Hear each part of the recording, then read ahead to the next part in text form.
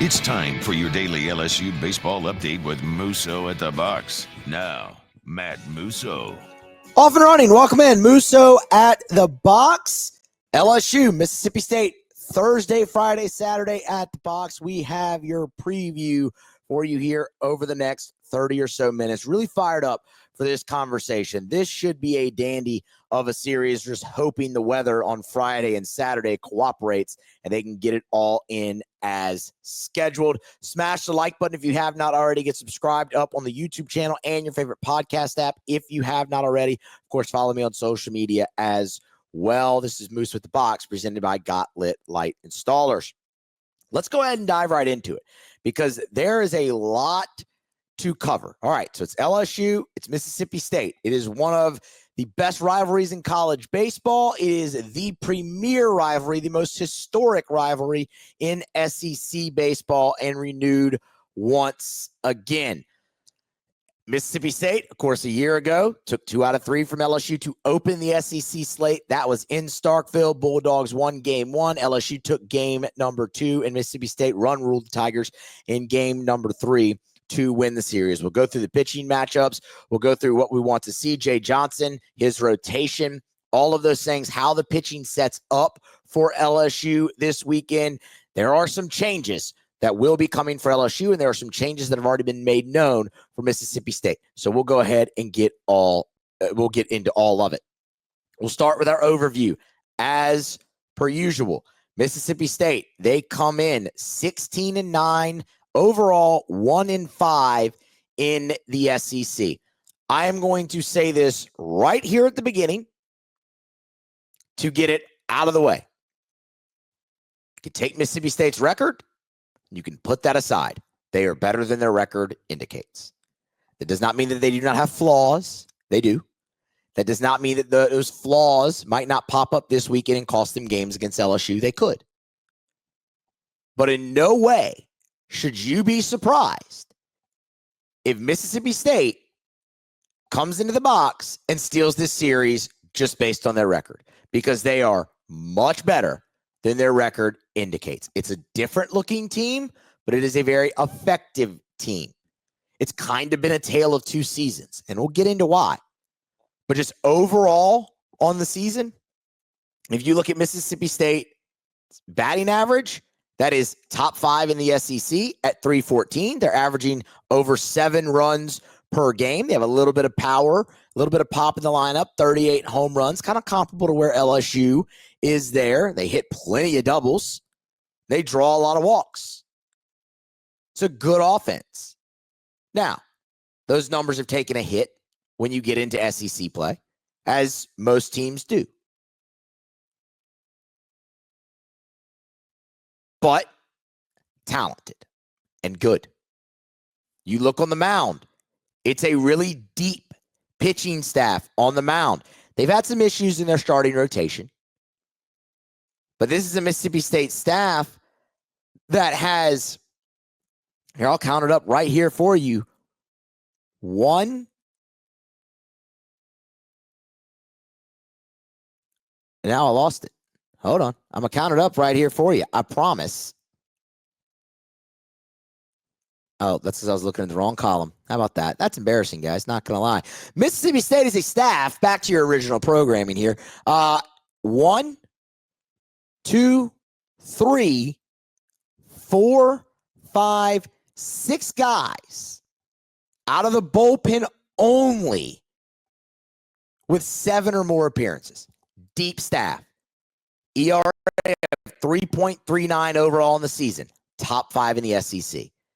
They have impeccable control. They are all over the zone.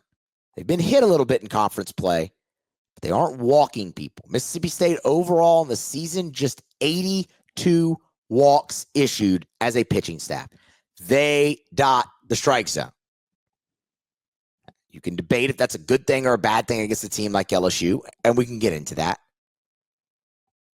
But it is talented. And they are better than their record indicates. So, Musso, why are they 16-9, 1-5 in conference play? Well, combination. And LSU can sympathize with this because this was you a year ago. Mississippi State has played 2 top 10 teams to start, one at home, one on the road. They have another one here on the road now. The opening of their schedule has been treacherous. You had that Texas series condensed to two 7-inning games and a doubleheader on Sunday. That doesn't help. So the step up in competition is definitely part of that. But also, while this team is talented, they are finding their way still. And in doing so, they have found ways to lose. Stranding runners. On the Saturday game against Oklahoma, they committed 5 errors in the first 2 innings and dug themselves a really deep hole. And that ended up being a shootout, and you just couldn't necessarily finish it off. While the bullpen is deep and talented, the back end has been a bit of a struggle for them as of late. They're still trying to figure that out. And as I said, they have kind of found ways to lose. Whether you have a scoring opportunity, you hit into a double play, or 5 errors in 2 innings, things of that nature. You don't issue a lot of walks, but man, you issue them in key times. That's really what they're battling through. But it's a good ball club, and one that will present plenty of challenges for LSU this weekend at the box. So my whole go around with that is respect that team. And don't be surprised when they come in here and play incredibly hard and push you to the limits. Now, as we get a little bit deeper, we can start looking at pitching matchups. Mississippi State has shuffled their rotation once again. So a little bit of a brief history of their season here so far. Originally, it was Pico Khan, Carson Ligon, and Stone Simmons. After the weekend in Houston, Stone Simmons bumped out of the rotation. Ben Davis, who had been doing really, really well, bumped in to the Sunday spot, and Ligon moved, to the Saturday spot, and Ligon moved to Sunday. Ben Davis, through his first 2 SEC starts, has gotten shelled. It's an ERA, well, it didn't really matter. You'll see him out of the bullpen if you see him, and he's gotten beat up pretty good. Here, I'll get it for you. Ben Davis, ERA in the SEC so far in 2 starts is 12-2. So he is out of the rotation for this weekend. And they are holding Pico Khan. I don't love the term pitching off because they aren't necessarily pitching off, but they are keeping him on his normal rest and then moving Carson Ligon up a day to Saturday. On Thursday, and this should be a very, very familiar name to everyone listening, Mississippi State will match up against Cade Anderson with junior righty Evan Sierry. Evan Sierry pitched against LSU game after an injury to Mississippi State's Friday night starter. He bumped into that spot. LSU had some success against him in 3 innings, got him for 3 earned. He made some really, really big pitches, though, to keep State in that game. And then when they got into their bullpen, Nolan Stevens just carved LSU. We don't need to rehash that.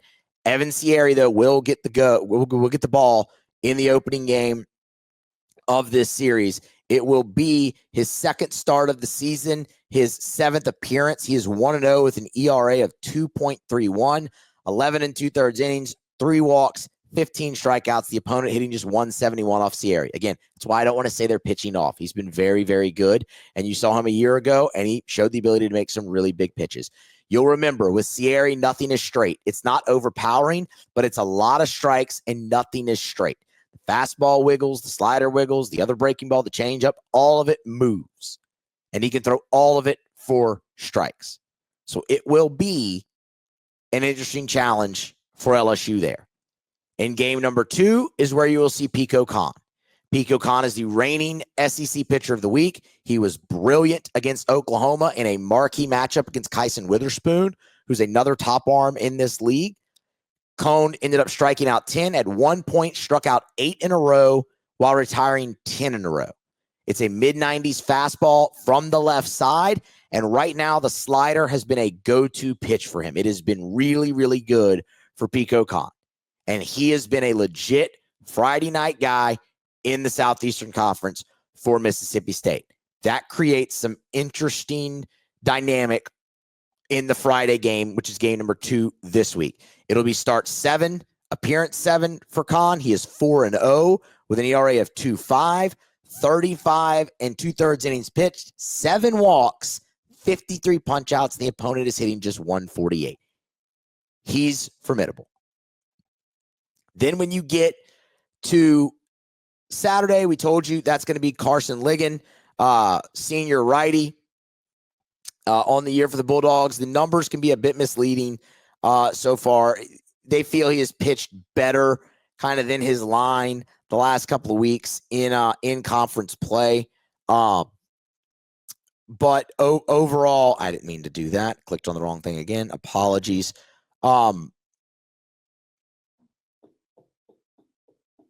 It's loading. Sorry. Overall, he's 2-3 on the year. So this will be appearance. This will be I have to find him. Where'd he go? You know what? It doesn't matter what appearance it is.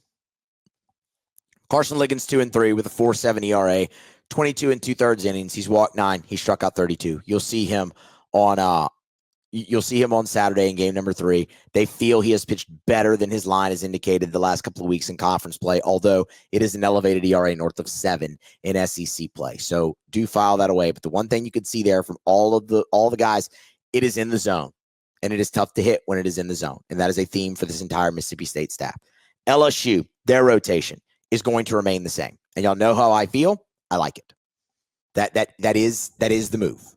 Okay. So you'll go Cade Anderson, game number 1.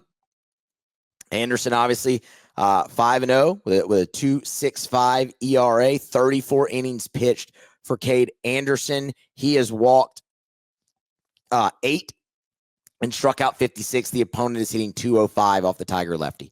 He's been awesome. I expect him to match up fine. We'll see how the moving of the day up impacts him, but I am at just a full trust now in Cade Anderson and honestly have been really since that start against North Alabama. He has just shown the stamina is there. Everything is there. I fully expect Cade Anderson to go out there and have a great day. He's in the zone all the time. Now we can get into the conversation. Anthony Ianson will go game number 2. Chase Shores will go game number 3. This is the right move. I know everybody wants to replace these guys so badly, and I've heard Zach Cowan. I've heard Kason Evans. People have asked me, what do you think about Zach Cowan or Kason Evans in that role? And I will tell all of you listening the same thing that I've told all of them. Who do you give their bullpen role to? And there is not one time yet that anyone has been able to give me a proven answer in that role that you should trust outside of those 2 guys, that you would trust more than those 2 guys. Jay Johnson will always pitch at least one of, if not 2 of his best arms out of the bullpen.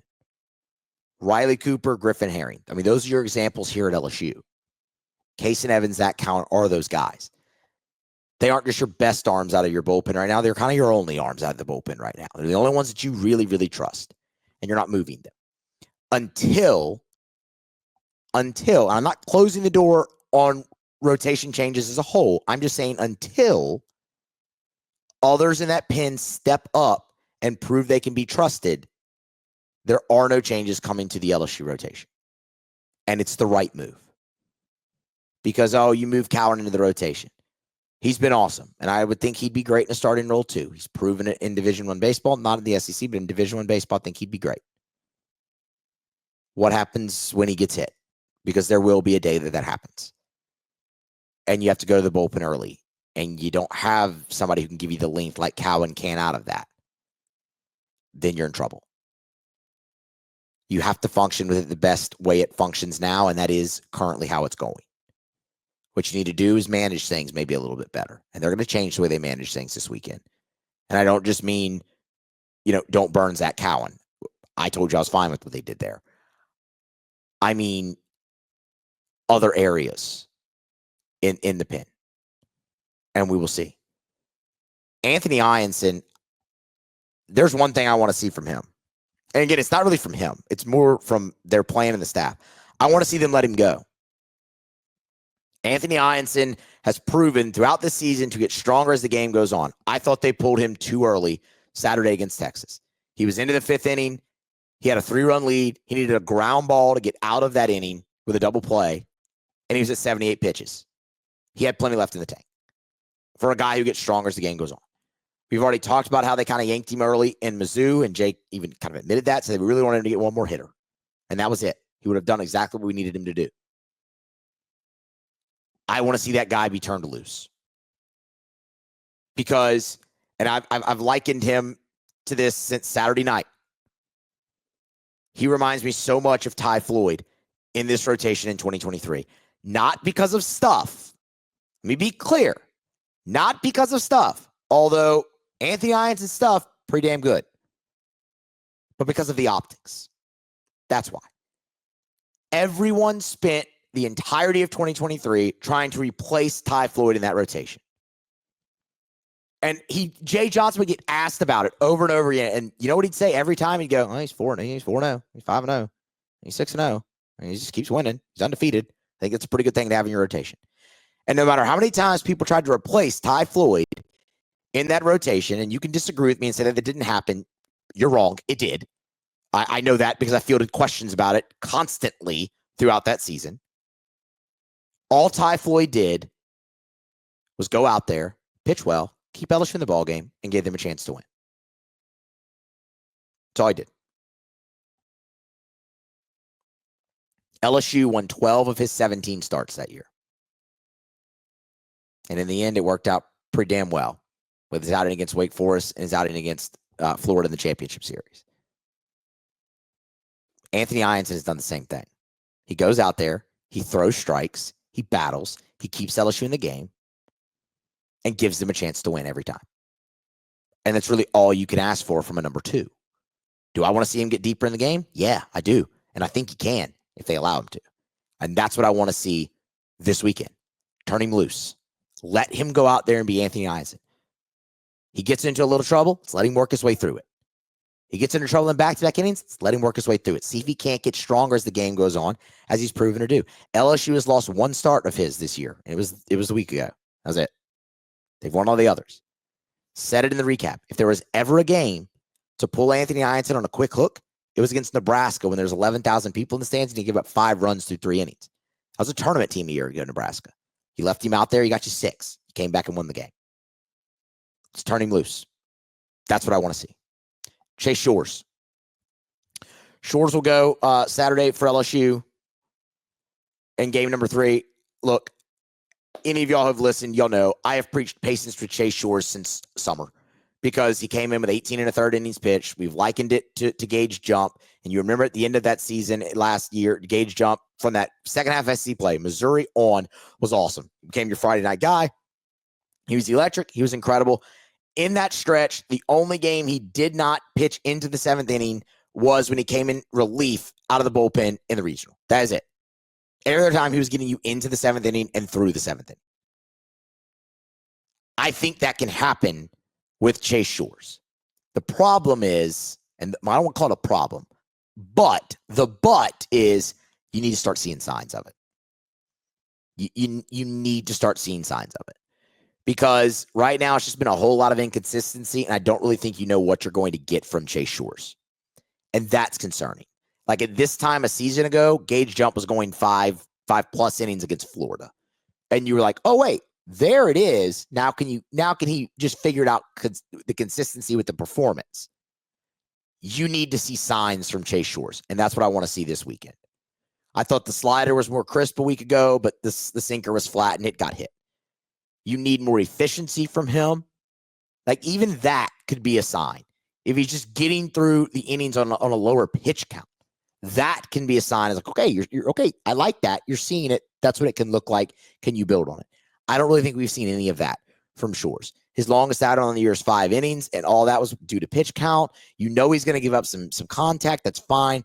You have a defense behind you, right? So they're really good. I just need to start seeing signs from Chase Shores. That's what I'm hopeful for, because when it comes together for that kid, it is going to be so special, so special. So I like the decision to keep the rotation the same. That's what I want to see from the other two guys, because I think Cade Anderson's going to be fine. I also really want to see Ianson, the competitive nature from him. This is a spot where I think it could really bring it out, because he's going up against the Friday night ace in game number 2 in Pico Con, the reigning SEC pitcher of the week. Like, how much does he even elevate his performance? So I'm very intrigued to see that from Ianson this weekend as well.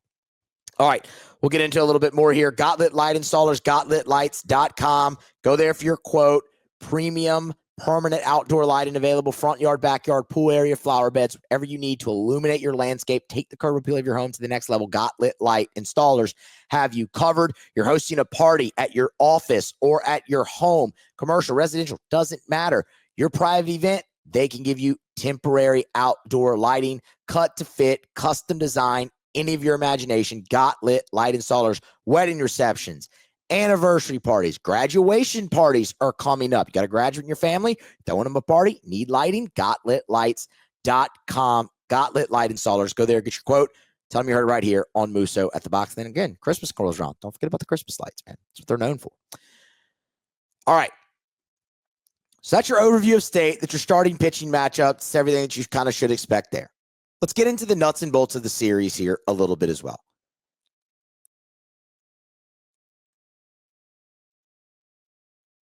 How does Mississippi State match up with LSU at the plate? And I mean, how do they match up with LSU's pitching? And what might LSU's pitching plan be this weekend? I can tell you one thing I'm fully expecting to continue to see, and that is Zach Cowan late in the game on Fridays. It's just something they've done plenty. Like, we obviously know a week ago, they brought him into pitching in a third in a 12-5 game against Missouri to open conference play. They clearly like him in that spot on Friday night. So I would expect to see that. How long he goes, the game will dictate that. Jay Johnson is going to play to win, especially since you're facing Pico Con in game number 2. But how does the rest of this shake out? Because Kason Evans showed you the last 2 weeks that he can extend. And y'all, that's really encouraging, right? Keep in mind, Evans against Missouri got you 7 outs. He got you 2 1/3 at the end of that ball game and got you home. That was the first kind of like, oh, he's got that in him. Didn't know that. Because remember, really up until that point, it had kind of been, one inning spurts. In fact, early in pre-conference, he had the 2 inning spurts, but then against North Dakota State, he knocked down to 1 inning. That was his career-long outing, was the 2 2/3 against Missouri.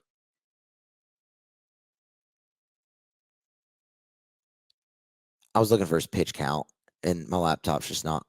He threw 44 pitches in that one. Then obviously against Texas, went 3 2/3 through 60 pitches. He went from getting you 7 outs to 11. One thing I want to see is how soon does LSU turn to Kason Evans? Because looking back at the game Saturday, there was a spot. And I didn't even really realize this in the moment, but kind of going back and looking, it's like, oh, I wonder why they didn't do it there.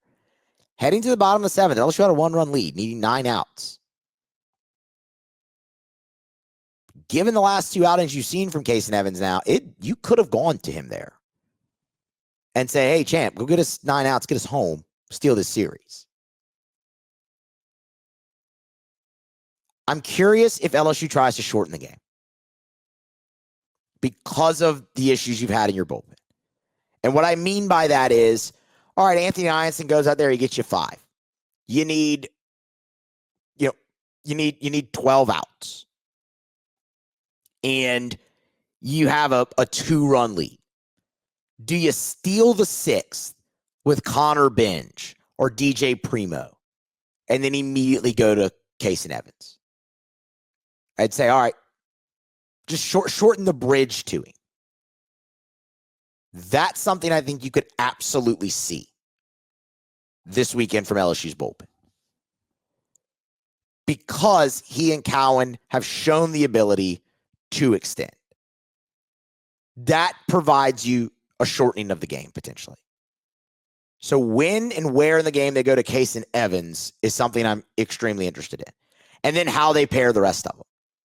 William Schmidt threw 47 pitches on Tuesday night. If you see him this weekend, it's Saturday at the earliest, I would imagine. So you've seen the first 2 weeks, them go Ware Schmidt first out of the pen behind Ianson. That's gone. You might still see Connor Ware. Maybe you see Connor Benj. That's who I would like to see in that type of spot is Connor Benj. Because I think in a perfect world, you go Anderson Cowan, win game one, and to do what we just talked about. Shorten the bridge to Evans and get him the ball as soon as possible with a lead and say, take us home.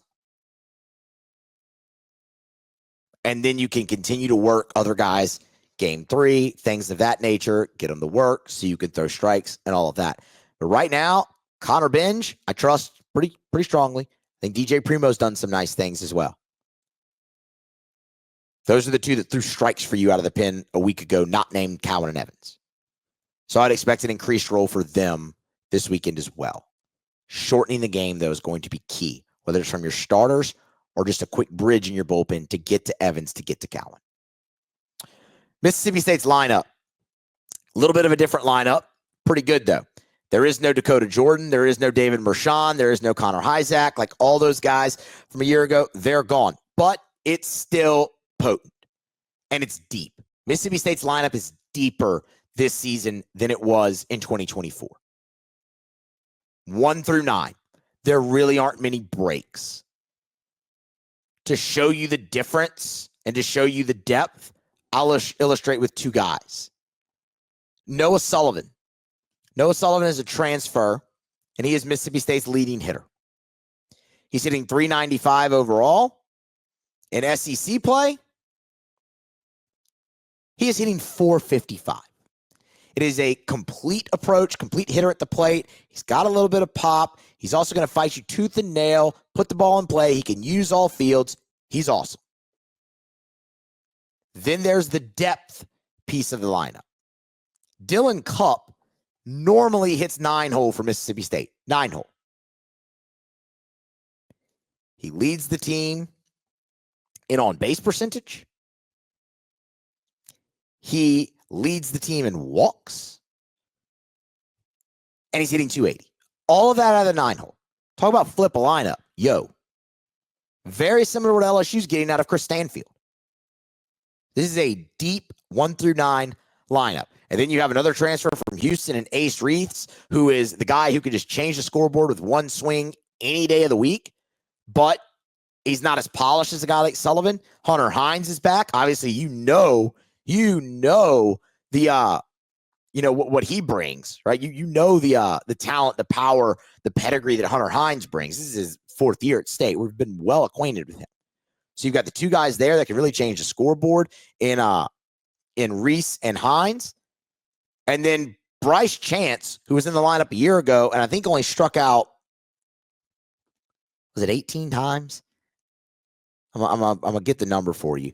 But it's just a really pesky out. Yeah, 18 strikeouts a season ago and 217 plate appearances. It's the thing about this Mississippi State team, y'all. They are going to fight you. They are going to make you work, and they're going to make you throw it over the plate. So LSU, throw the damn thing over the plate. I'm surprised it took me this long in the show. We are 29 minutes into this, and I'm sitting here finally telling you, LSU, throw the damn thing over the plate. And here's why. You have a great defense. Hitting is hard. The batter is going to get themselves out more often than not. It's the old adage, you succeed 3 out of 10 times, you're Hall of Famer. You have a great defense, use them. Let them make the play behind you. Get the ball over the plate. And it will immediately improve. You're going to have to do that against this Mississippi State team because they're going to take their walks. They're going to foul pitches off. They're going to run pitch counts up. And there's no breaks. Really deep lineup from State. So I said, don't look at the numbers. Don't look at the record. They're better than their record. Now, yes, those things have taken a dip in conference play. It's been harder for them to score. But LSU's pitching staff, you're handing out free passes. Anyone can score against you. And this lineup is one that will really hurt you if you do that. I would tell you this lineup is the best one you've faced so far, top to bottom. So we'll see how they set the bullpen up. And for the love of everything holy, throw strikes. Okay.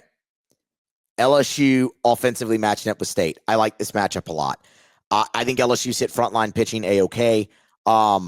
I respect their bullpen. It is very deep. They have guys that they trust. Them not knowing where they really want to go at the back end right now is interesting to me, and I think that could hurt them because I'm expecting these games to be pretty competitive and pretty close. Luke Dotson is the guy they've kind of been going to lately at the back end of their pen, so you'd expect it kind of to be him, but they don't really have their one set guy back there. This team, they're in the zone. I think that serves LSU very well. I know that's kind of odd to say, given the fact that Ruger Riojas was all over the zone and LSU couldn't do anything with him.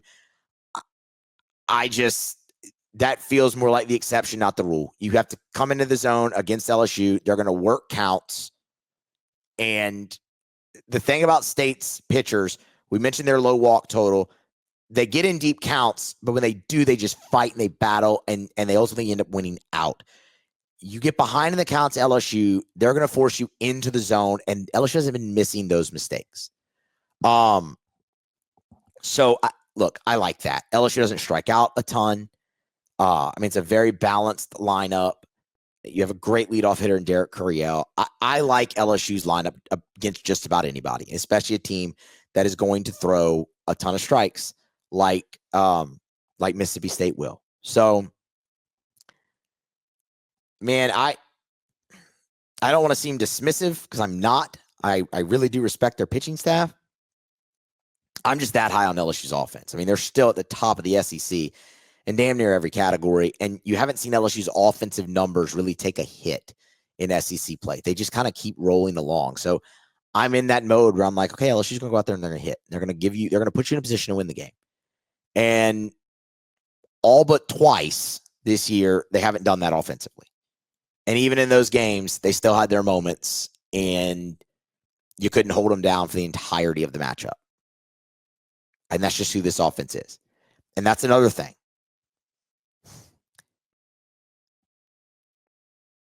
The pitching staff on this team, they don't have to be perfect. They just have to be solid and good. Because I think your offense is more than good enough to make up for a few runs here and there. But what you can't be is as inconsistent as you have been out of the bullpen. And the last thing is, I want to see Jaden Newt on the weekend, whether that's Saturday, which is probably where it would be. I want to see him get the shot. So we talked about that in the post game of the ULL game, but I want to see it. So I like LSU this weekend. It's at home. I think they take 2 out of 3. I think State ends up finding a way to lose one here or there. I think LSU, I think having Anderson on the bump against Evan Sierra is a favorable matchup for the Tigers. If I had to pick it, I would say LSU probably wins game 1, drops game 2 because they're having to face Pico Khan in game 2, and then takes game 3 behind Chase Shores and what is hopefully a more offensive day for the Tigers as well. So I'll take them 2 out of 3. More than anything, it's at home. But all the other reasons that we just laid out as well. We'll have you fully stocked here with recaps, man. After the games on Thursday and Friday, and then of course a weekend recap for you on Saturday. Musso at the Box. Get subscribed, share, like, smash the like, share, follow on social media, subscribe on the podcast app and the YouTube channel. All those things, it's greatly appreciated.